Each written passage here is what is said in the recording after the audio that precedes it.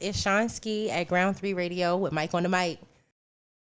Yo, yo, yo, yo, yo, yo, yo. What it do, family? It's your favorite host, Mike on the mic from the Vibe Perspective Podcast. Tap in with my guys at Ground 3 Radio. DJ OK, man. We are back again for another Vibe Side Wednesday. Another series of interviews, man. Shout out to every one of my listeners tonight. Shout out to everybody at home. And we back, man. We haven't had an interview for a little while, only because we had a couple of things we're working on in the tuck. It's a lot of projects that's going on.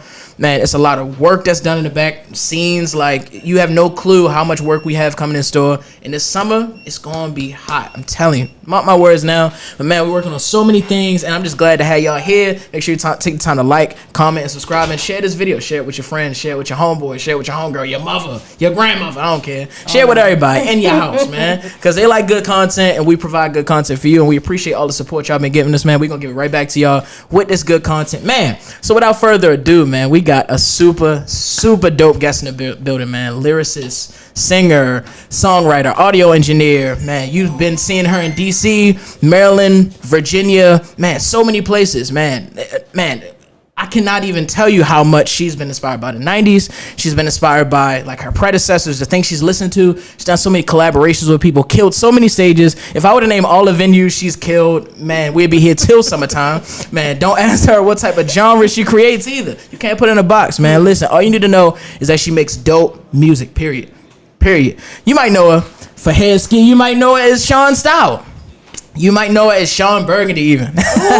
Maybe even hair ski, man. Listen, outfit killer, looking like a dope dealer, man. Herself in the building. We got Shon in the building. What up, sis? Hey, listen, that was flatter me because I'm a Leo, okay? Talk to me nicely. Yeah, big Leo energy in the building, man. How's everything? It's honestly, everything has been great. Yeah. It's been clear for me. It's been a lot clearer than it's been in a long time, and I appreciate the space that I'm in. Yeah. That's dope, man. That's dope, man. To all my listeners who want to learn some more about what she got going on, listen to some things she's doing, and keep up with the movement. You know what I'm saying? Make sure you go at Shon Ski Media on IG. That's at ShonSkimedia on IG as we go through the interview, so you can match the work to the woman herself. Man, I'm just glad we're able to do this finally. I know, it's right? so crazy, man. Like I've had you at events. I've seen you perform. I've seen the energy you have on stage with the crowd. Like having that back and forth relationship like on stage is like something to see. And I'm finally glad I was able to get you here, because in a different format I get to tell your story instead of experiencing it from you, so I get to give it back. Okay. You know what I mean? And I try to use this platform to really humanize my guests, to humanize the story of artists that people love, visionaries that people love. And I think so often we love the fruit, right? But we don't care about the journey to cultivate it and the seed that was planted, right? There's a lot of work that goes into that. And I think that's where the beauty is. And I try to use this platform to tell that story and to get people closer to the artists that they love so much. So I hope to do that today. So, I mean, we can start from the jump. I mean, from the top, man, born and raised East Baltimore, parents, in your life, Yeah. I think are you part Honduran? Yes. As well, yeah. Like on your dad's side, right? Yes. Yeah. And like even with your parents, you're always surrounded by music. You know what I'm saying? Whether it's Stephanie Mills, New Edition. Your mom loved Tina Marie, I think. Real bad. I'll turn it to my mom at this point. Like, listen, my playlist is immaculate. Yeah. Shout out to Shon. Big shout out, man. Tupac, Biggie, Jay-Z, you name it. Like, it's, I think your cousin and like your aunt, it was like, Trap Records, it's been, I'm telling you, like, music has just been so ingratiated in my becoming of who I am. Before I could even walk, like, music was just always playing, and there's so many different people in my family exposed me to so many different styles of music. Yeah. My aunt specifically, she a gangster, you know what I'm saying? And that little flair, that's Michelle for sure. That's her all the way down. Big shout out Michelle, man. Yeah. No, that does a lot for a kid, to be surrounded by like different flavors of music, and I think that really does show into your character of who you have become today. Like all of the influences, all of the the things that just music gives to you, not only as a kid, but even as, an adolescent, as an adult. Facts. All these things just kind of like learning lessons, like musical learning lessons, if you will. Yes. And you keep those forever. Like I'm noticing that with so many artists, like a lot of the people we love today, they were surrounded by music as kids, and that means something. I think if you have kids, surround your kids with music. Absolutely. That's always good. And I think, you always performed as a child too, right? I did, all the time. Anytime I could. Not even for shows. Like, just let me rap to you right quick. Yeah. Pull out the karaoke box, you know what I mean? Absolutely. And you did it for your family, and, there was like this interesting relationship between like music, writing, and just the art of music early on that I noticed. Is like, I think he was even writing like Bone Thugs and Harmony like lyrics just so you could rap as fast as they could, right? Like, and it was like, I was like, man, it's so funny. And shout out to my last interview too, my guy Linwood, man, big shout out Linwood, because he actually told a very similar story. When he was younger, his mom used to write out, lyrics to go to the club. Before she went to the club, she'd write out all the songs, lyrics, so she could perform the songs at the club. When you know all the records, you can say all the words, everybody like, oh my God, they know all the songs. Mm-hmm. But then he realized like, oh, she's doing that, so let me write with her. Let me write some things that we both love. And the thing that they shared was Bone Thugs and Harmony.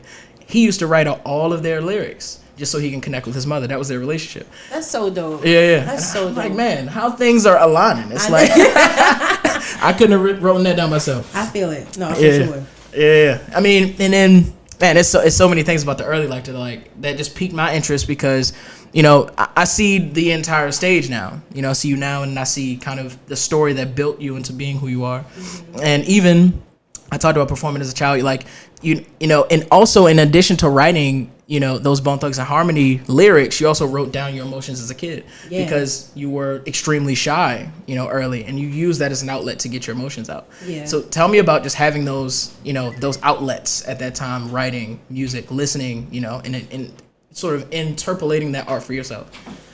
I have really big feelings inside, and expression for me was always like internal first.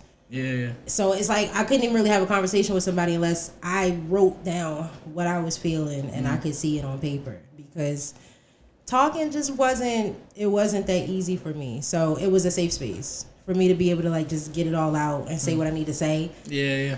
Articulating it and putting it in words, it took me some time, but eventually I got there. So I would go in my little corner because I like to isolate myself. Hey, I promise it don't be nothing wrong with me. I still do it as an adult. I'd be fine. I just need I need silence. I need to be quiet.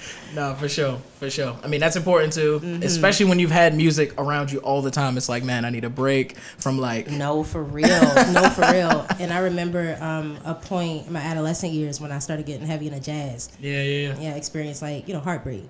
And what music without words did for me was it allowed me to paint stories in my mind. And it's like I could kind of intertwine the emotions that I was feeling and like convey it to how, the sax was speaking to me or how the keys was speaking to me. I felt that. And jazz started to become a real heavy influence too. That's interesting too. We'll get into sort of you listening to beats and then internalizing it with your art a little bit later. Okay. Because I think that is a very common sort of marquee that I noticed that happens across your journey, which is very interesting that you mentioned that even happened in your early life. But yeah, I mean, it kind of leads me into the fact that, I think a lot of people think of you, speaking of just jazz, but like a lot of people think of you as like the artist, the rapper, Shon Ski. And it's like, you've been singing since you can remember. True. You've been a singer at heart for literally ever. And then that was kind of your first love into music. And then you ended up finding your way into rapping later. Yes. But a lot of people don't necessarily attribute to the fact that you started as a singer. True. Yeah. Very true. A friend of mine from high school, Marcus, was actually still a singer-songwriter, very talented. Marcus Taylor, shout out to you. He was one of the first of my peers to kind of like, pull that out of me. Yeah. Because he was was very expressive, and I was like, I be singing too, but I'm shy. And he was like, come to the studio. Right, exactly, literally that. I wrote this song. In his kitchen, I think. Yeah, sing it like that. And I really started to embrace that part of me because the fear of letting people see me sing, like, oh my gosh, it consumed me so much. But he saw something in me. And he pulled it out of me. Like, things I didn't even really know that I had. Yeah, that's fire. That's fire. A lot of times your gifts just make room for you. Yes, So, whether or not you're advocating for yourself, if someone knows that you have that gift, they can see it. And that's a good point that you make. I didn't know how to advocate for myself. And somehow I align with people who help me do that. And especially like, in this walk. Yeah. From being a Shon to Shon Style to Shon Ski. Like, so many people have contributed to the growth and the development of my artistry. And, just like, let it out. Like, let people see who you are. Yeah. It's funny you mentioned Shon. That's your middle name. Yeah. That's actually what Shon Ski is based on. Shon is your middle name is Shon, but Shon is like kind of an abbreviation of your middle name, but Ski is kind of like the alternate personality, like the the ski mask. You put the mask on, I'm a different person. Yeah, for sure. And that's so funny because it's kind of like you think of ski mask, you think of like kind of rap, you know, but then you think of like a Shon is who you are. Who you are has always been a singer, and that's kind of like what your career is. It's kind of like a mix between the Shon and the Ski. Yes. It's like I just thought that was a very good pairing of words because I'm like it kind of defines exactly who you are. I appreciate that. And you talked about high school. I think you went to Patterson. I did. And just like you mentioned, Marcus. Big shout out to Marcus because man, real talk. Like big shout out to Marcus. Little did he know the seed he was cultivating early on, and and it's so funny. I mean, one of the things I noticed about your high school is that like you actually failed music class. Bro, I know, right? And my sister can attest to our music teacher. You was something. You feel me? Like you was something. And thank you. Yeah. Thank you. Like because I embraced a whole lot of parts of me because of him. Yeah. And what was so funny, I failed music, right? Yeah. But me and Marcus, we ended up being paired with him because we had to sing for farewell. Yeah. Oh, he had to play the keys, right? Yeah, that man hated me so much. Yeah. You were too outspoken, apparently. Absolutely. Yeah. Still am to this day. It's a good quality to have, you know what I'm saying? But that is very funny that it kind of came full circle to like he ends up being a part of the show. Right, this kind of like this big crowning of like, oh, the year is doing a thing, everybody's leaving, like this is the defining moment, and it's like, I gotta sing with this thing, like, it's crazy. And I failed for like the dumbest reasons in the world, like it just didn't make no sense. We had to play a recorder, not even a flute, because like, what is even that? And I would do the songs and I would kill them, but it was my mouth, like my mouth just went. He would just say, "Get out." Like, I gotta leave. So I failed because I got put out, not because I was bad at it. Yeah. Fair. That's a fair assessment. That's a very fair assessment. Mm-hmm. I mean, and that's the thing, too. It's like, there's this conversation happening kind of early in your life about, like, what music means to you and how you're going to actually utilize the music for your life. And I think, your Pete was like, yo, like, you got to find a trade. You can't. Like, that music thing is, like, cool, but, like, you can't use that as your career path. You can't use that as the thing that's going to make you money. Like, you got to provide for your family. Mm-hmm. You got to find, something that's going to make you money.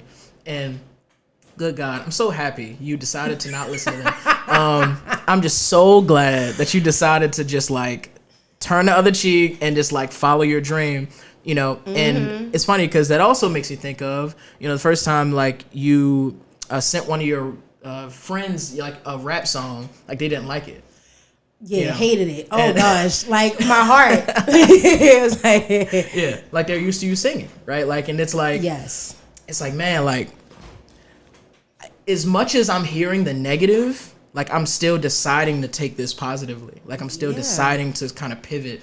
And imagine if that one of those moments, let's say your people's telling you, or like your friend is like, yeah, that ain't it, and then you decide to not do it, and then you put it down and you walk somewhere else to do something else. Like, I always think of moments like that where it's like, if this thing didn't happen, if this thing did happen, would you still be in the shoes you're standing now? Probably not. And in all honesty, because it wouldn't be, something tangible for me to try to even like grab. I would be like, oh man, that's a pipe dream. It's not gonna make me no money, but it's always brought me peace. And for some odd reason, the universe has always aligned me with people to constantly remind me that this isn't going nowhere. Like, if you don't do it, it's going to haunt you for the rest of your life. Yeah. And you're just going to kind of wallow in that regret because you're going to be reminded of who you could have been. Yeah. Everything you do is going to mean something one day. Yo. Shout out to Shantae, by the way. Shout out Shantae. And that's, I think, that message is so relevant in like 50 different scenarios in your journey, but especially that where it's like, you know, man, like you chose to forge your own path for yourself and you chose to make music that was meaningful to you, and that very music has come back to being like extremely relevant and extremely important to who you are as an artist right now. And it's like, I was about to name drop another song, but I'm gonna wait because it's gonna pop up. But yeah, everything you do is gonna mean something one day, and like that, if there's no other gem that you need to take from this interview, it's gonna be 50 others, but if there's no other one you need to take, it's definitely that one. That's the one though. You know, that's the one. Yeah. Like that really does kind of narrate the journey that I've seen. I mean, I think rapping for you, like I think your first rap song, and I think I can now bring it up, your first rap song, you know, that you ever did was Super Cool.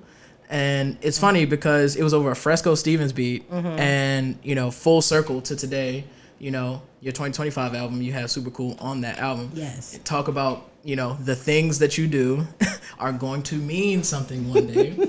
Because I don't even think you even knew that like that record was going to be on one of your, you know, marquee projects. Absolutely. Years later, you know what I mean?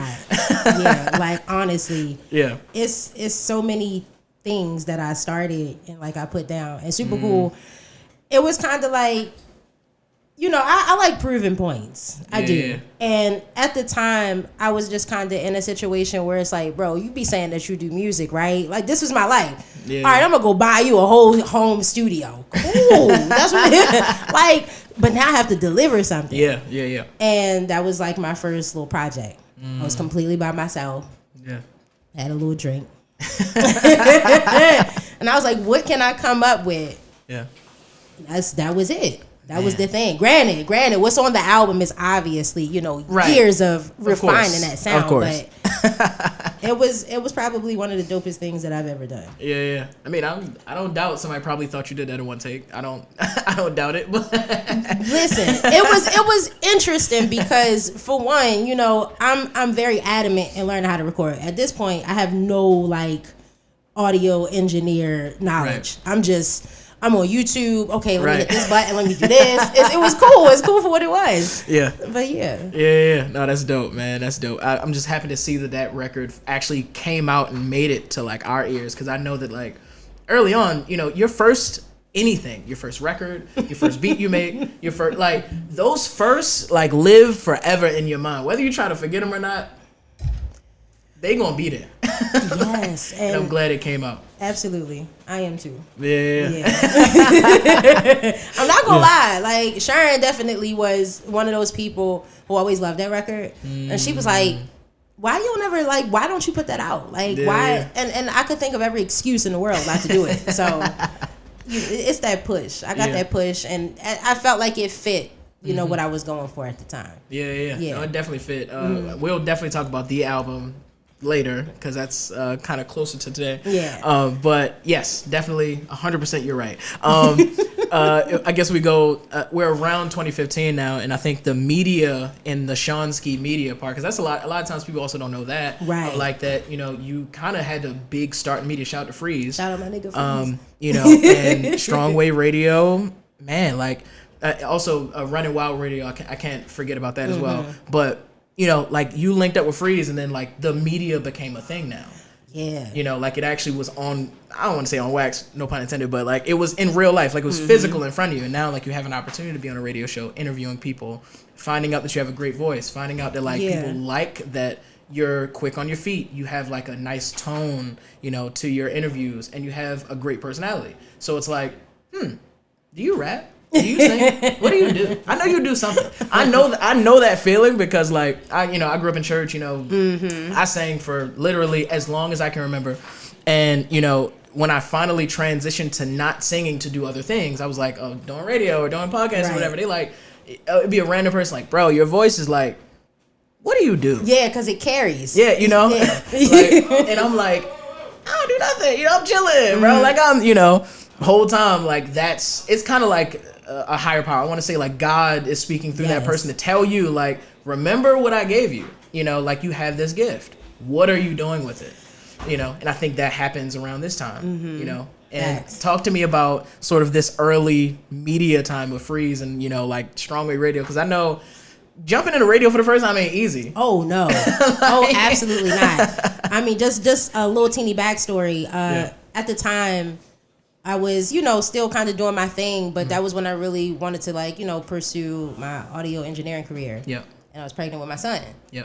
Freeze was like, yo, like, I got this situation. And we wasn't quite in Strongway Radio yet. Yep. So we were doing late nights with Lay. You know, shout out to Lay. She had a really Big dope. Shout to Lay. Yeah. Had a late night show, and I got like a segment host spot. Yeah. And Freeze was like, I just think that you should do it. I feel like it's the closest thing to what it is that you really want, and you kind of get to experience what it's like to be an artist, but on the other side of that. Yeah. And I was like, y'all never thought about that before. Like, that's dope. Okay, so I'm gonna just see what it's like, and I honestly just played off of his energy. We had chemistry immediately. Like, we could carry, and it got to the point where the last couple of episodes of Late Nights with Lay kind of segued us into Strongway. Because, you know, like, it was just, you know, situation going on behind the scenes, and we was kind of holding the show down for, you know, that reason. Yeah. Strongway came, and it honestly changed everything in my life. It changed everything in my life. I met so many people. I met so many dope artists. I got to see how artists, like, live their life. Like, they telling us play-by-plays of what's going on, putting out a project and all of the stuff that you don't really think about when you ain't doing that work. Right. You like, I want to do, you got to do all of that? Like, oh, God. So it was a very eye-opening experience for me. But, yeah, I got to learn a lot. Yeah. No, for sure. And that's, man, I can attest to that. Even just jumping into some kind of media for the first time, like doing my podcast for the first time. Oh my God, that was I mentioned this in a different episode, but geez, man, like that first season was just, I don't want to call it rough, but it was like, crucial, it was like, it was rough. Like, it wasn't like the conversations or the content was difficult. It was just like being interesting for an hour. Yes, is something people don't really consider. Like, I think they like, you know, the big episodes. You got the big artists, you know. It's like, oh, we talk about, we chop it up, but it's like, I didn't just jump out of bed and like be able to do that. Like, it took me like 2 weeks to prepare for this interview. Absolutely. On top of that, the years of time that I put into it, like the 10,000 hours is real.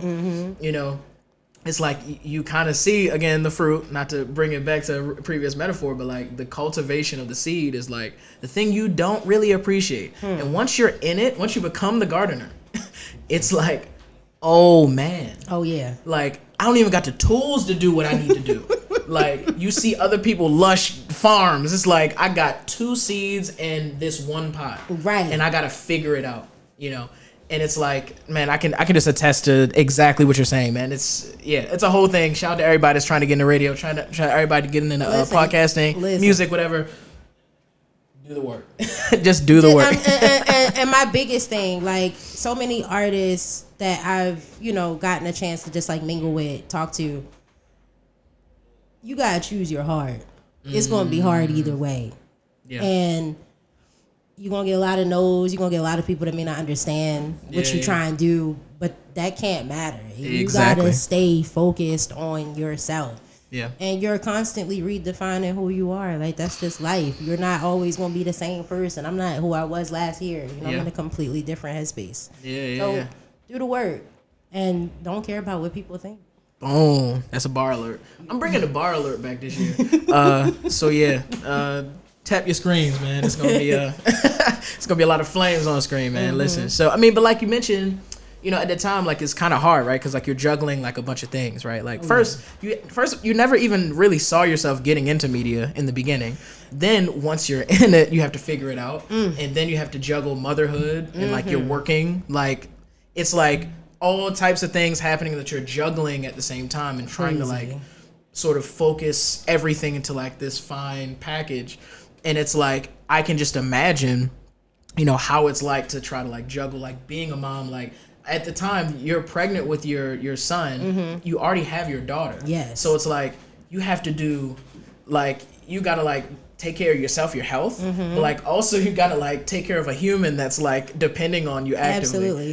And it's like, and we even seen to bring it slightly to today, like we even seen that relationship you have with your children. Like in Shout to City of God's event, we had the Thanksgiving event, and I had you on stage, and you were like performing your songs with your children, and like that was like, to me, I seen it in person, and then I read kind of your story, and it's like, oh, you've always been like mommy first, you know. Have to be. Yeah. You know, it's like that's gonna always be a thing that will eat away at you if you don't choose to prioritize it. And as much as, you know, we kind of have to juggle all of the tasks and responsibilities, that's the most important one, because listen, the tests and all the turns that come with it. Yeah. But I appreciate my children because they're my biggest inspiration. Yeah. Big shout out to the kids, man. Big shout out to the kids, man. And a special shout out to DJ Patrick, because we're kind of in this era, right, where like, you know, he was hyper focused on you being focused on, you know, being particular about your craft and like knowing, like being very intentional about the things that you're doing in your music. And it was kind of like a boot camp of sorts that like you had to you see struggle through.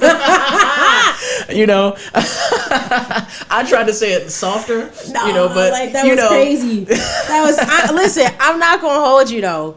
What he did for me at the time, I didn't appreciate it then. I really didn't. Yeah. 24 bar verses is insane, because I don't like this. Who doing that? They don't even do that. But that was literally the requirement. Yeah. We can't leave the studio until everybody got 24 bars for every song that's presented, if that's what it's gonna be. Yeah. Yo. And what be even wilder, like when you in your younger years of being an artist, you make so much music that don't never come out. It be crazy. Like, yeah. you gotta love it. Yeah, right. Yeah. The vault is crazy. Just everybody says like the vault is super crazy, and I know, like, because artists have said that to me, I know that when you say that, it's like you're also counting all of the early records that you had. Yo, because you don't like it'll be a random day and you just be like, oh, I remember. I got some shit, bro. Like from like 3 years ago. Don't let me find notebooks from back in the day, because oh man, I don't even know what's in there. Yeah, I'm feeling like, damn, like you got a little tear coming out. Like, I got so much in the vault. I got so much music. And none of that will ever see the day of light. Like, man. At all. It was good practice, though. Yeah, right. Yeah, it's to make you better, sharpen your steel.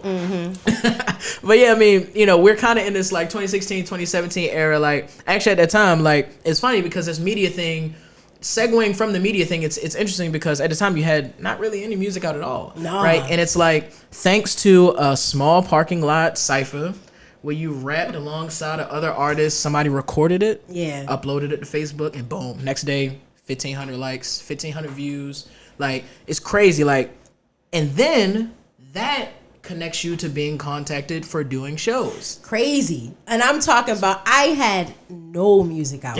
I'm like nothing. Like, not SoundCloud, not YouTube. I had nothing out. Yeah. So you had to get on your shit now. Oh, man. And honestly, like, that time frame of doing shows was probably the most insane, because like I'm in Full Sail at this time. So I am kind of getting in the groove of recording myself. But I ain't got no music. Yeah. So I'm just making things for this show right quick. And it's, you know, we'll talk about it, but they ended up becoming things that I never thought would be things. But it was like, yo, I'm not about to show up to this show empty-handed, so let me do something right quick. Right, real shit. Yeah. And that's great. I was gonna mention Full Sail. You graduated in 2018. Congratulations. Thank you. You know, that plays a huge part in this too. You know, just like having some sort of background to fall on to. Also, I mean, the connections you make at Full Sail just like last for a lifetime.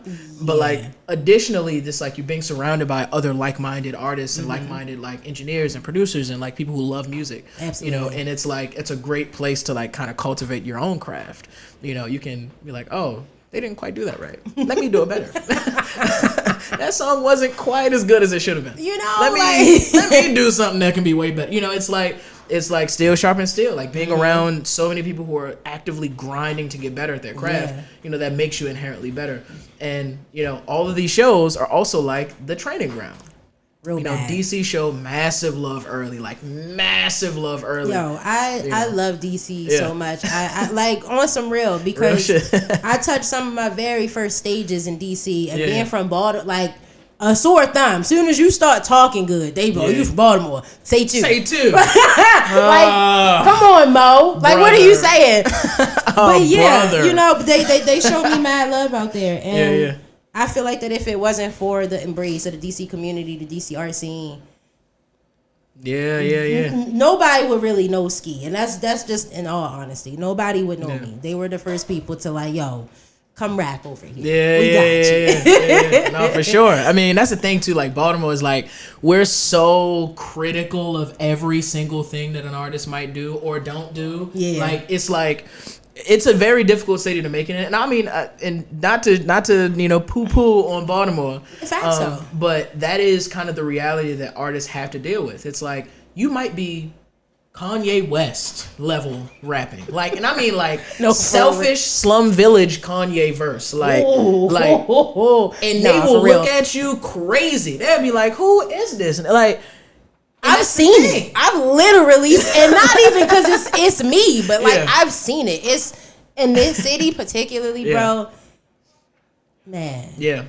Man, the artists that come from this city. I just really want us to cultivate, that force that we need to. Like, we need to be like LaFace and 90, like, because we got it. Yeah. It's here. Definitely. And I think it's it's a good and bad, right? So it's like the bad part is kind of the stoicness of, the crowds that you would perform at in the city. But there's a secondary kind of positive that I kind of think that's like, because Baltimore has such high standards for their artists, it's like if you make it out of the city, you will make it anywhere. Oh, you will. Like, you will be the best in the room. Like, and make no mistake, you're going to be like way more tested, like battle tested. Like, you're going to be on stages where nobody moves an inch, and then you're going to get to some other city, and then the 3 seconds into your song, everybody jumping. Oh my God, it's insane. It's like, no, for real. Oh, it's such a surreal feeling though to like to get an embrace from a crowd.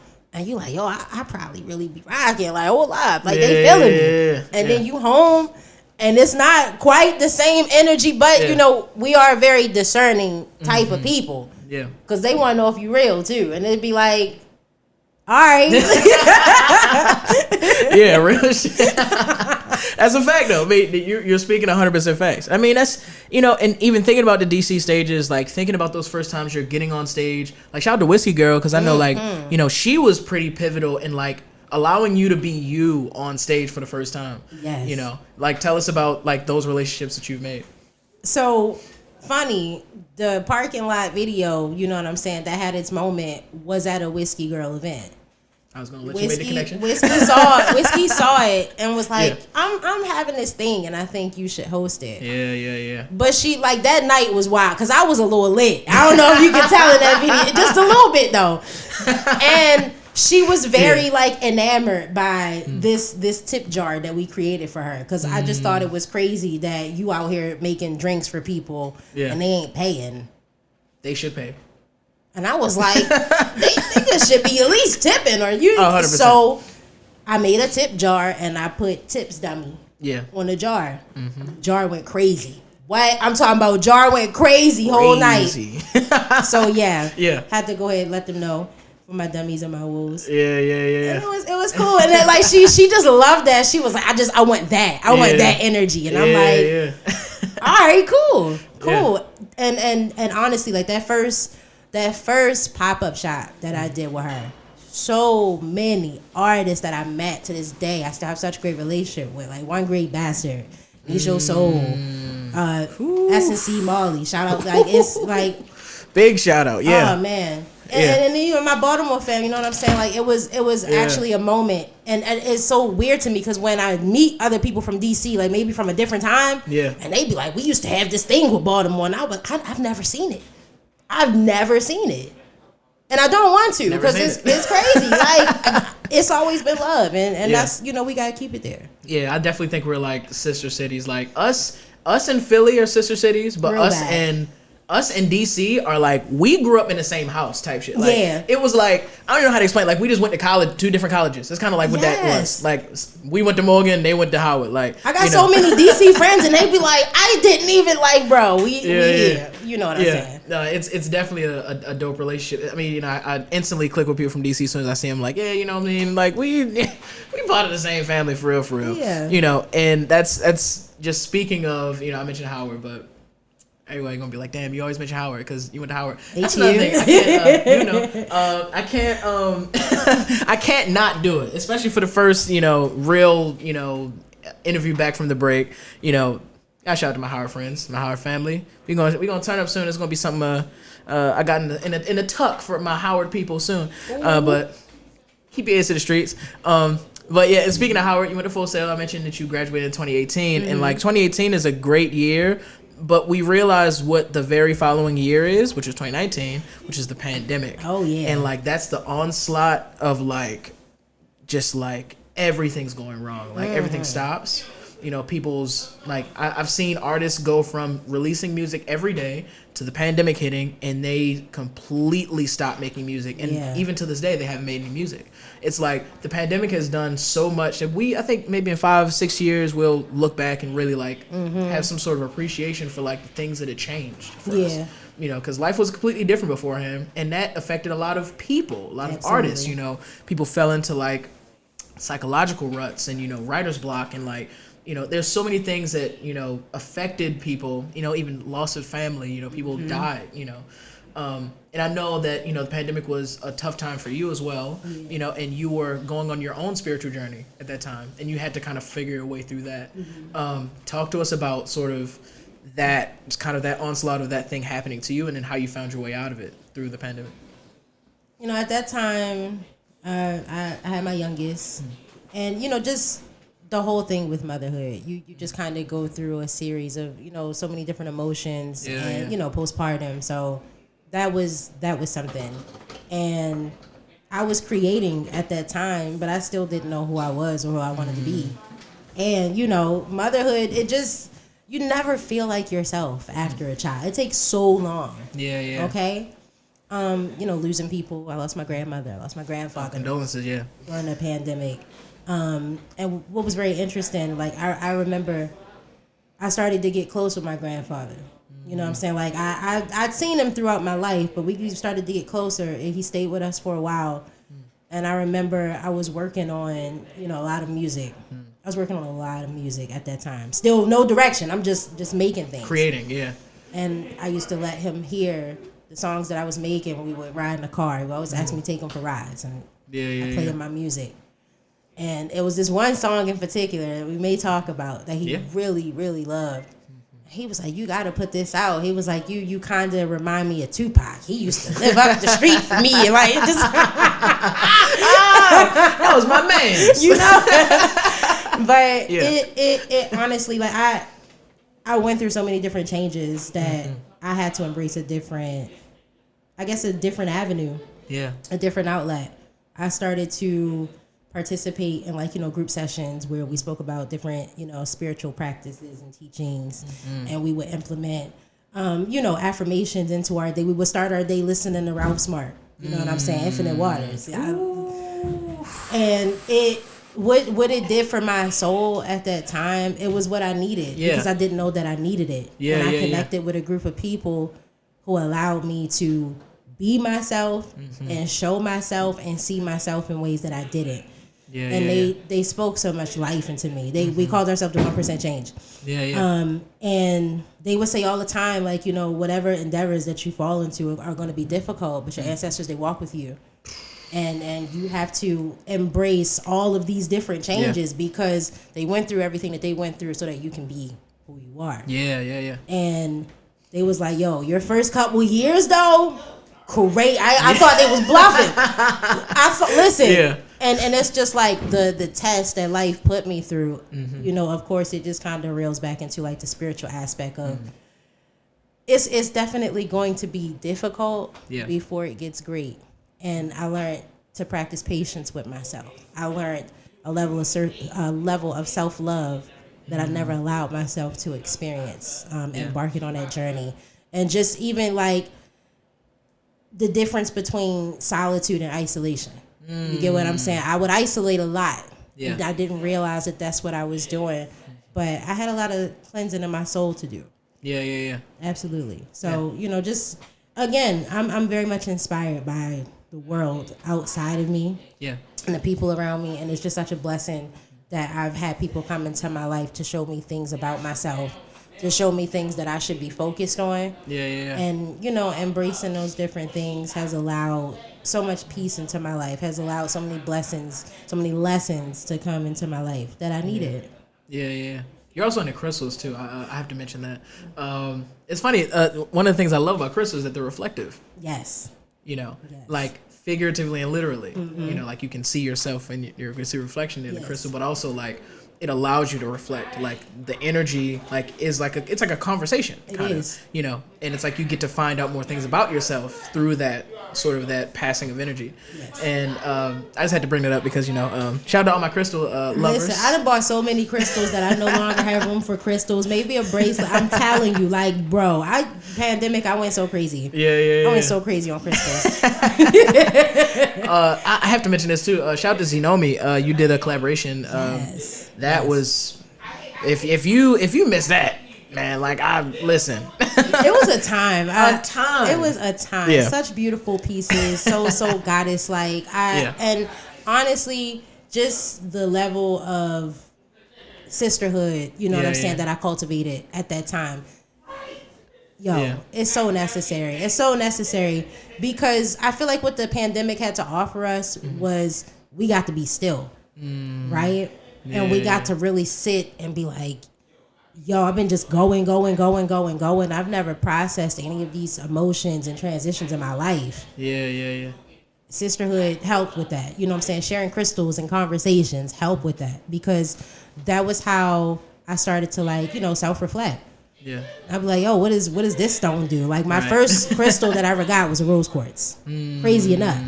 And, kind of understanding what the different crystals represented and how, they affect us. I went into that rabbit hole real deep. And Zenomi was definitely one of the first ones to really teach me, you know what I'm saying, and introduce me to things that I wanted to gain more knowledge in when it came to crystals. So shout out to her.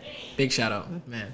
Big shout out. Yes, you're 100% right. I mean, one of the things, that I also thought was interesting that around this same era, like one of the songs that people really loved that you performed was kind of like in this same time of like this reflection and like water. Yes. And Double Water. I can't forget the Double Water too. Feel me. And that's the thing. It's like people love to hear that music, and this is at a time where this is very reflective, and you are kind of putting in perspective the things that are happening, like even spiritually, but also externally, like in whatever that relationship is. And I just think that some of the most beautiful music happens when we're in those places.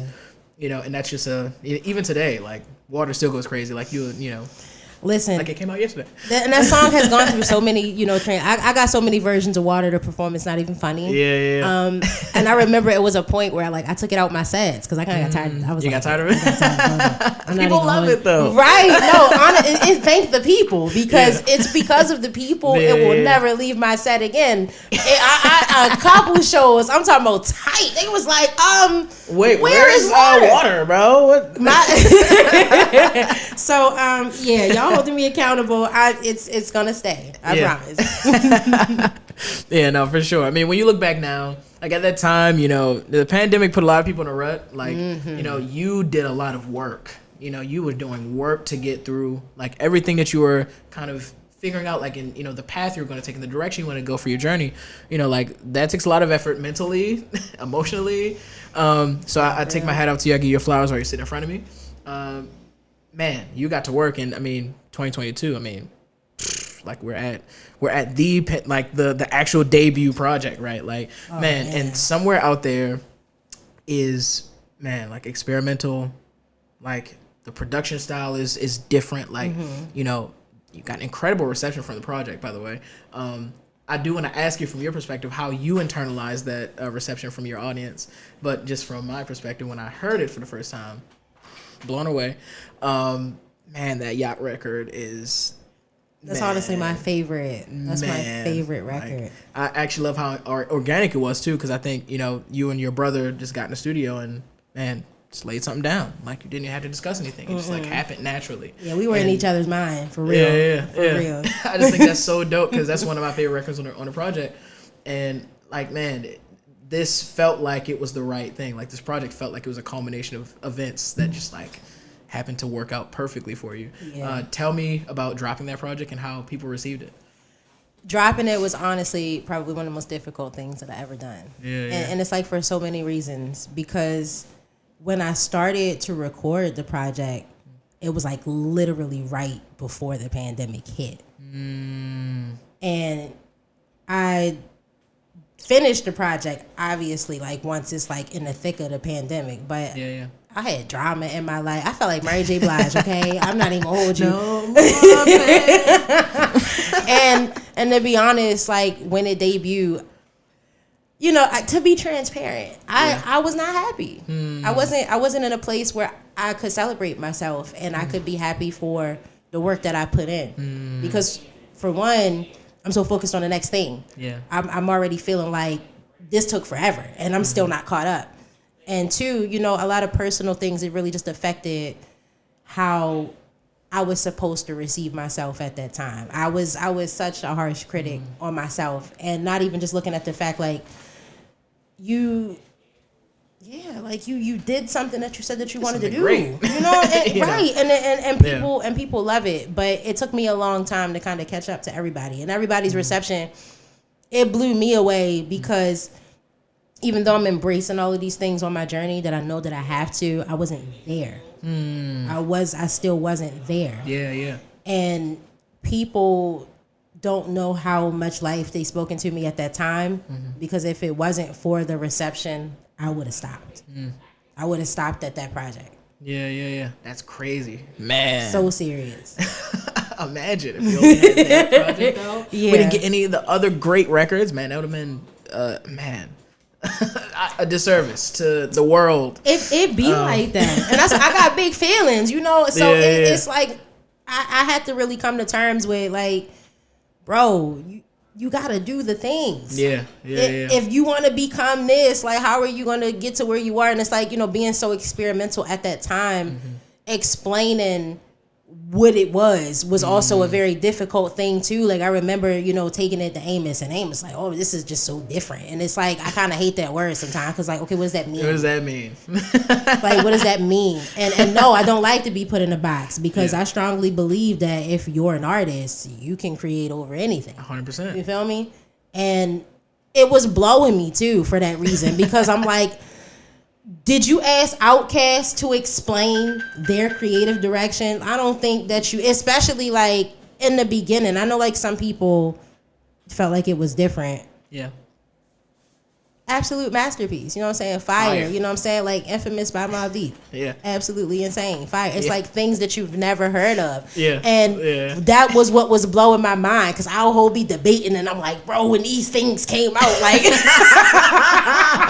know what I'm And it just really became a thing. It's like I can't keep defending my difference. Like, okay, I'm different.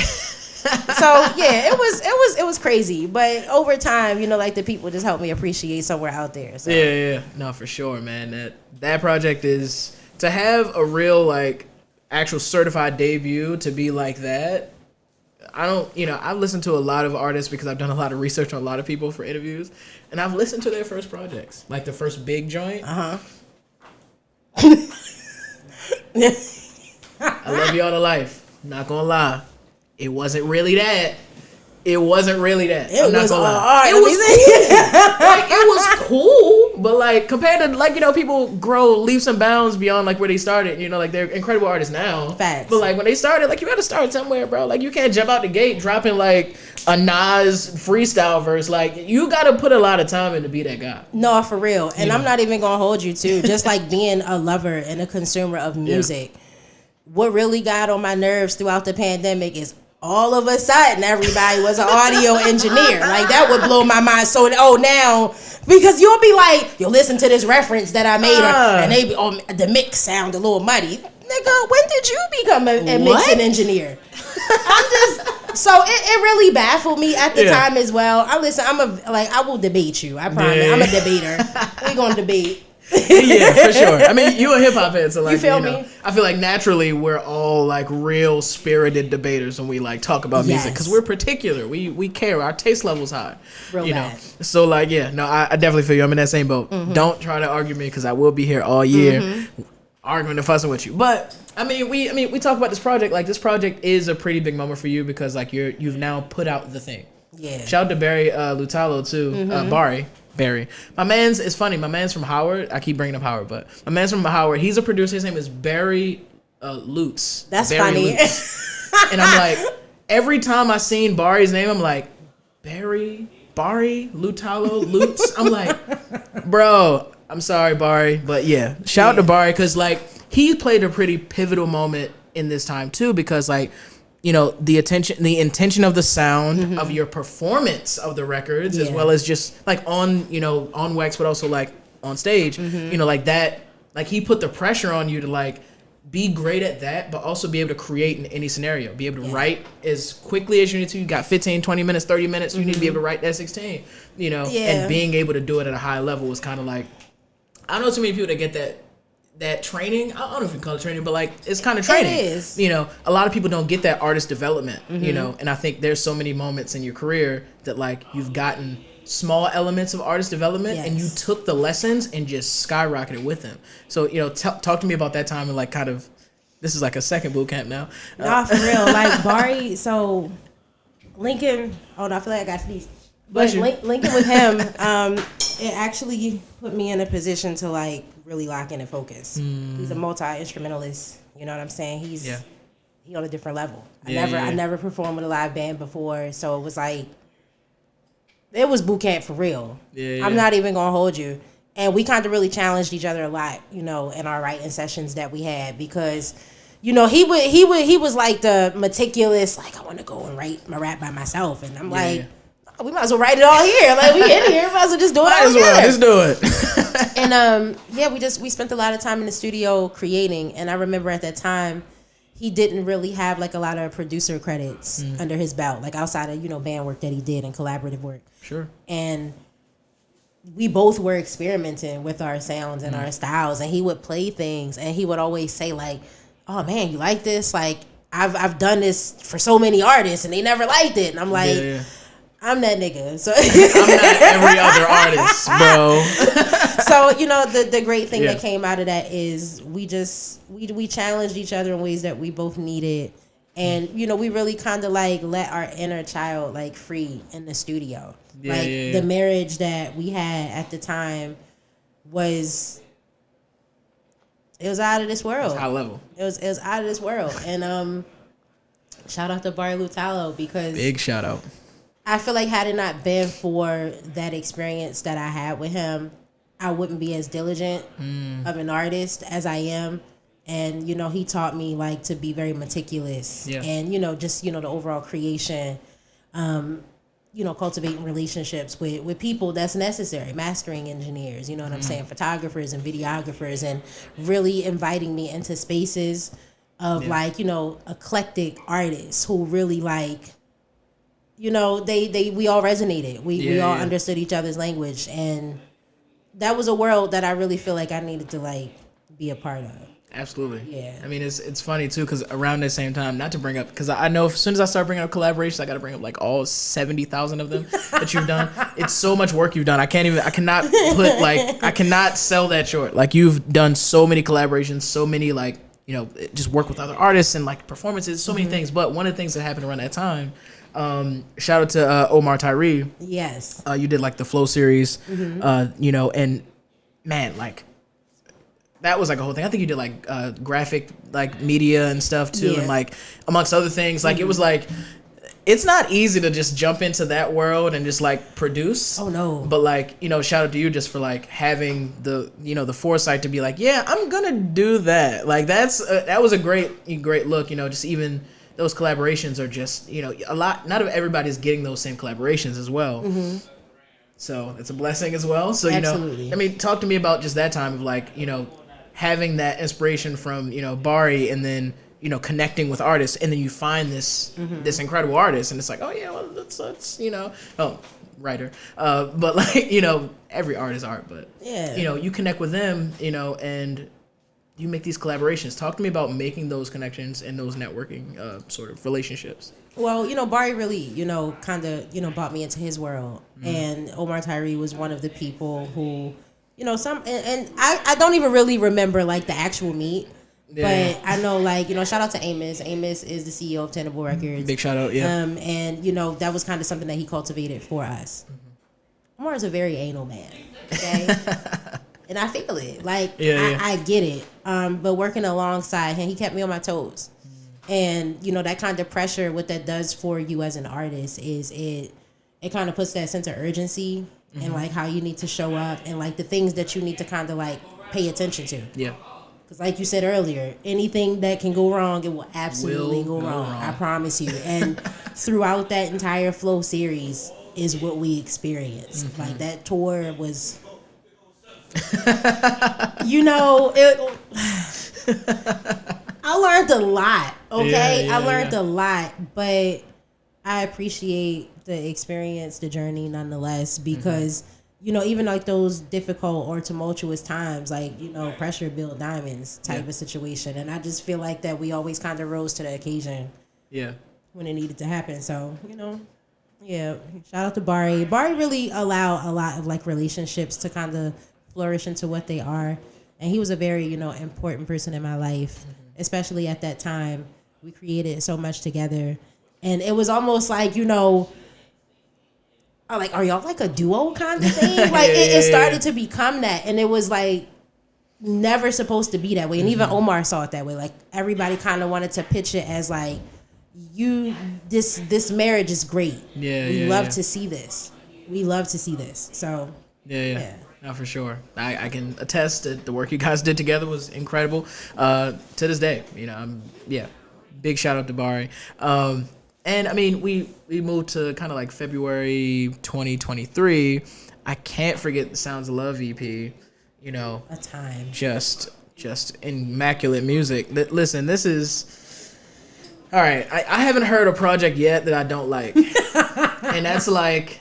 My taste level is like a wave, so it's like now I'm thinking like, dang, is there anything that you're gonna put out that I don't like? And I'm like afraid now. The standard is high. Like, the standard is so high. I'm like, listen. Keep pushing the bar up. I'm like, y'all remind me so much, and thank you for all of the pressure that I just be dealing with in my room or wherever I'm at. It's like, if I don't deliver a hard bar, I don't know what people will think, but. I appreciate that. This is turning into like a series, you know, like this Sounds of Love. You know, I've heard you at length talk about, you know, like having follow-ups and, you know, moving forward in the future with these Sounds of Love EPs. And it's like, I love that idea because, you know, there's just, first of all, I like intentionality, of course, like with artists, you know, and knowing, having a plan of like, this is a certain theme that I want to follow, that, you know, you can follow this as an audience member, and I'm going to take you on this journey, you know, with these various feels, contexts, you know, stories, you know, and that to me is like separates just an artist from a rapper, or an artist from just a singer, or an artist from like, you know,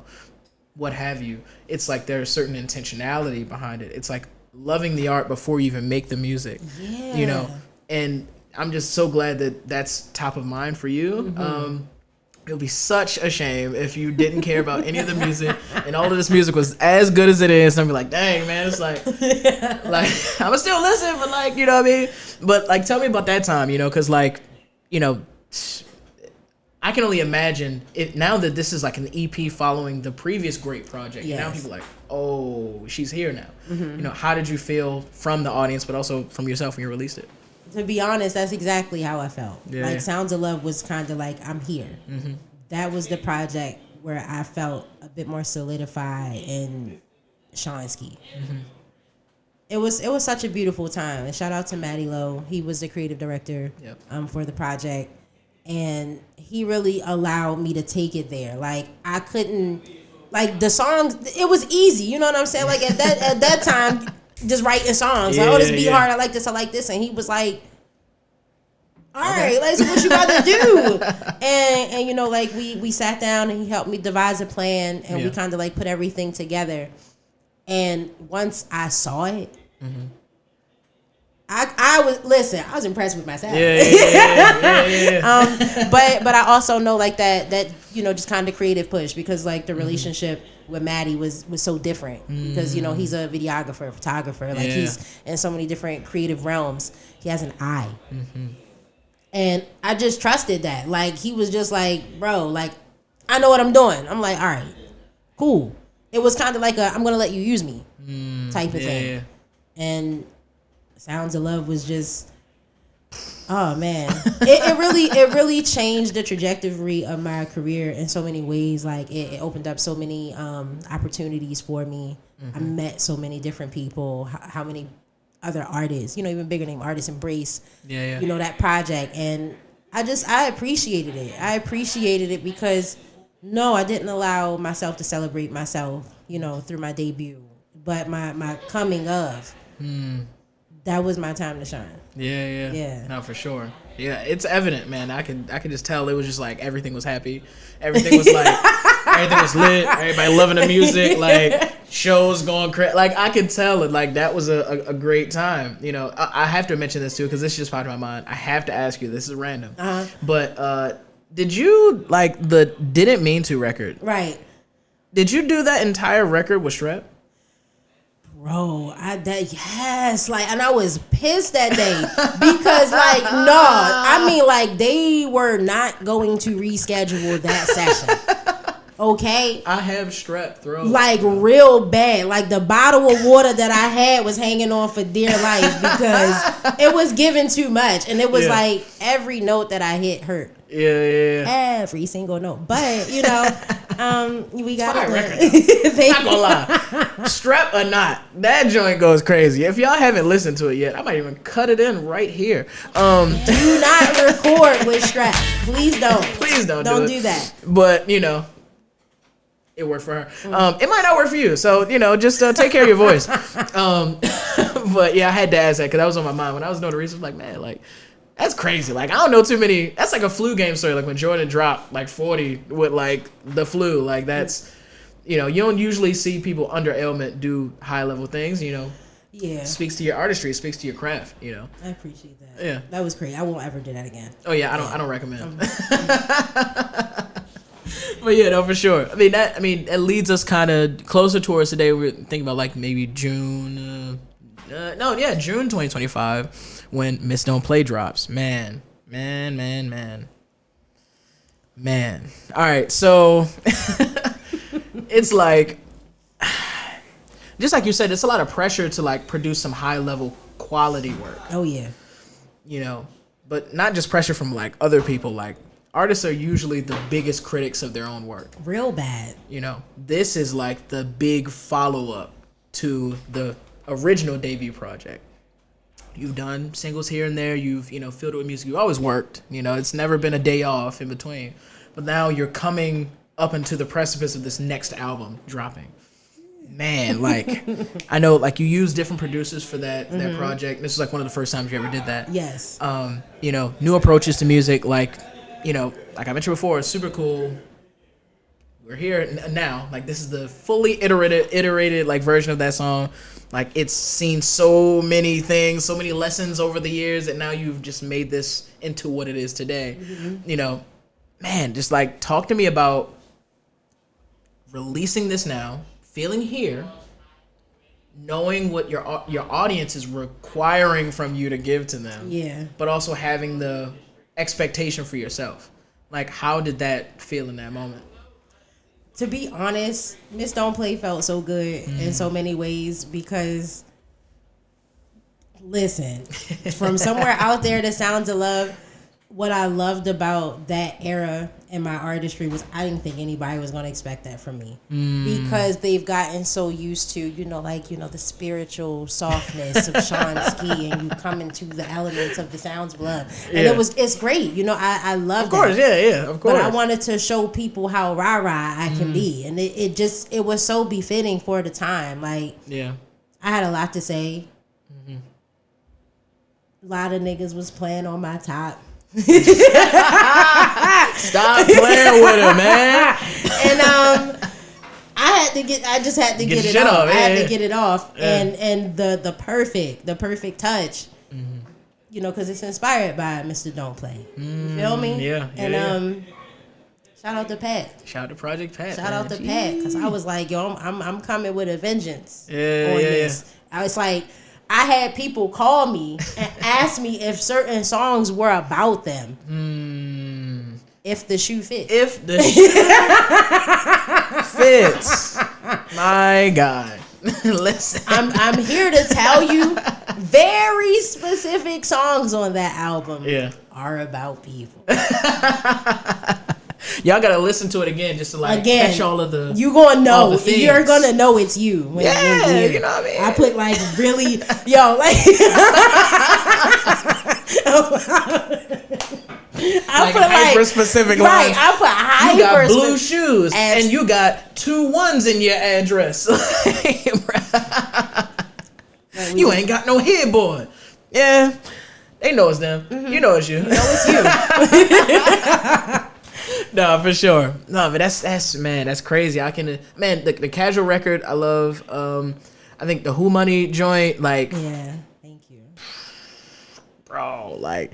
I was like, yeah, you know, now being able to listen to all of the things at once, I can only imagine being there at the time that you were releasing these project by project, and it's like, oh, well, what can I expect? Oh, well, what am I going to hear next? And it's like now I get to hear all of it in context, and it's like.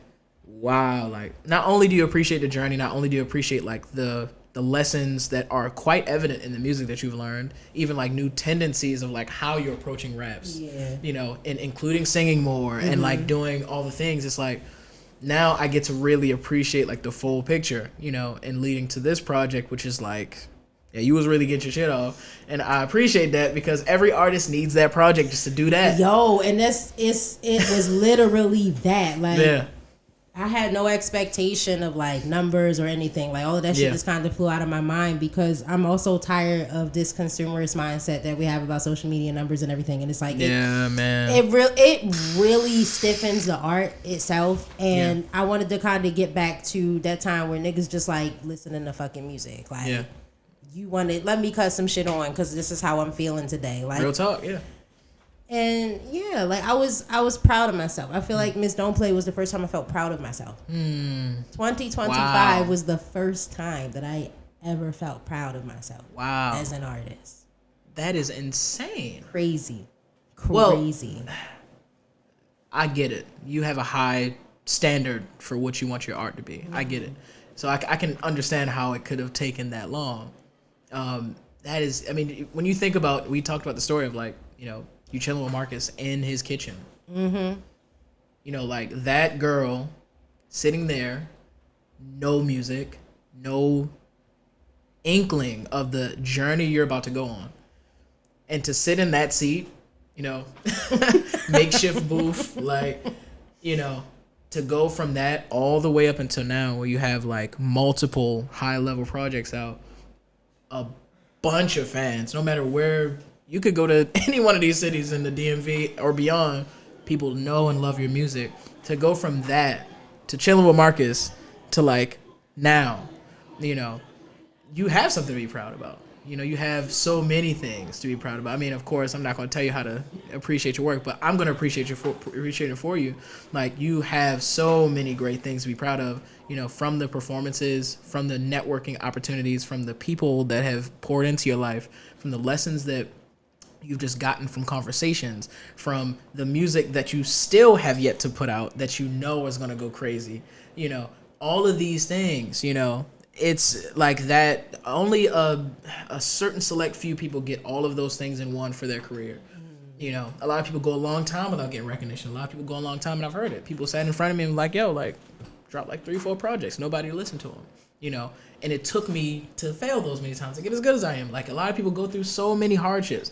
And you are extremely, extremely blessed and extremely talented, you know, and the fact that you're standing here, you know, in the shoes you're standing in today is only a testament to how blessed and how talented you are. So I think you have an incredible amount to be proud of. And I'm proud for you. Whatever. I'll be proud for you. Vibe Studios is going to be proud. Ground 3 is going to be super proud, because I can only imagine what's coming up next. Man, listen, you can only imagine. It's the proper wording. Because I'm this time that I'm in right now, the people who I'm surrounded by right now, like, it's going to be different. You know what I'm saying? It's going to be, I can't even fathom. And I'm very big on manifestation and actualization. Yeah. I know that where I am now and where this is going is like that turning point. What I've been working so hard for, what I've been working towards. And it's just, still being pushed. Like, you never like stop being a student to any of this. And I appreciate all of the great teachers that's come before me. And, allowing me to, grow my seed and become one as well. Yeah. No, 100%, man. This is like, man, we made this happen. So, yeah, I can't wait. Like, I can't wait to see what the new projects, new EPs, new performances, new music. I can't wait to see what any of that looks like. I'm just going to wait, put my ears to the streets, not pressuring. It's no peer pressure, but I would love just to get some more music. I mean, I know you got some things that are out right now. Shout out to Devon Daniil. You know what I'm saying? Friend of the show. Friend of the show. That It's Up record is, you need to go and get that. Like right now. Man, I just can't wait to see what more you have in store, because, we're going to support it. I've been in this corner supporting for a while. I ain't leaving. I'm like, if now more than ever, I know your story now. So now I'm even more locked into your artistry, like your just talent. I know that you're going super, super high places. This is just the beginning. Everything that you had before this are just learning lessons. These are just like the foundational elements of like your real journey. It's starting now. I appreciate that. And to be honest, and even like to so many of my artist friends and peers, it feels great to be seen. Because even when you don't recognize yourself, when you don't appreciate the becoming of who you are, it's people like yourself. It's, the crowds and all of the energy that you receive.